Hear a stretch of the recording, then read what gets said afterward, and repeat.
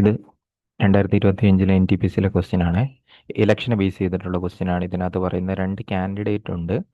അതിൽ 85% registered voters ഉണ്ട്. ഈ വോട്ടേഴ്സിൽ 85% എന്ത് ചെയ്തു? കാസ്റ്റ് ചെയ്തു, വോട്ട് കാസ്റ്റ് ചെയ്തു. ഈ വോട്ട് കാസ്റ്റ് ചെയ്തതിൽ തന്നെ 4% ഇൻവാലിഡ് ആയി.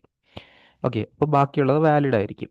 എന്നിട്ട് വിന്നിങ് കാൻഡിഡേറ്റിന് 65% കിട്ടി. ഓക്കെ, എന്നിട്ട് ആ വിന്നിങ് കാൻഡിഡേറ്റ് 142 നിന്ന് മാർജിനിൽ ജയിക്കുകയും ചെയ്തു. അങ്ങനെയാണെങ്കിൽ എത്ര വോട്ടേഴ്സാണ് രജിസ്റ്റർ ചെയ്തത്? ഇതിനു മുമ്പ് നമ്മൾ ഈ മോഡലൊക്കെ ചെയ്തിട്ടുണ്ട്.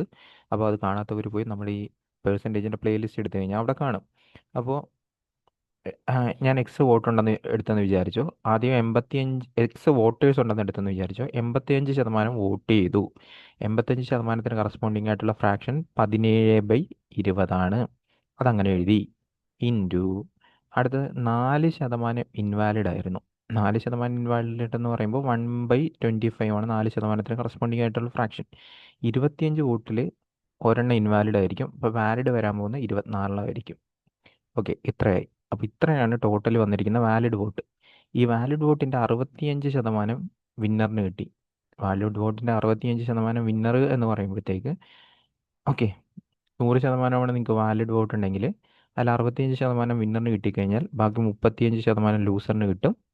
സോ ജയിക്കാൻ പോകുന്ന മാർജിൻ 30 ആയിരിക്കും. 30% എന്ന മാർജിനായിരിക്കും. വാലിഡ് വോട്ടിൻ്റെ 30% എന്ന മാർജിനായിരിക്കും ജയിക്കാൻ പോകുന്നത്. ഈ 30%ന് കറസ്പോണ്ടിങ് ആയിട്ടുള്ള ഫ്രാക്ഷൻ 3/10 ആണ്. ഇതാണ് 2142 എന്ന് പറഞ്ഞ് തന്നിട്ടുള്ളത്. ഇതിൽ നിന്ന് നമുക്ക് സോൾവ് ചെയ്ത് എക്സിൻ്റെ കണ്ടുപിടിക്കാം. അപ്പോൾ ആദ്യമേ തന്നെ ഞാൻ 3 വെച്ച് കട്ട് ചെയ്യാം. 3 വെച്ച് കട്ട് ചെയ്ത് കഴിഞ്ഞാൽ ഇത് 7, ഓക്കെ, 14, 714. ഓക്കെ, അപ്പോൾ ഇനിയിപ്പോൾ നമുക്ക് എന്ത് ചെയ്യാം? 17 വെച്ച് വേണമെങ്കിൽ നോക്കാം. 17 ഇൻറ്റു 4 68. 68 പോയിട്ട് ബാക്കി 34. സോ 42 വരും. 42 വരും. ഓക്കെ, ഇവിടെ വേണമെങ്കിൽ നമുക്ക് 6 വെച്ച് കിട്ടിയ 4, സോ 7, ദെൻ ഇത് 5. സോ എക്സിൻ്റെ വാല്യൂ എന്ന് പറയുമ്പോഴത്തേക്കും 25/5/7/10. അതായത് 125/7. 125/7/10. 125/7 എന്ന് പറയുമ്പോൾ 875 വരും. 875 ഒരു 0.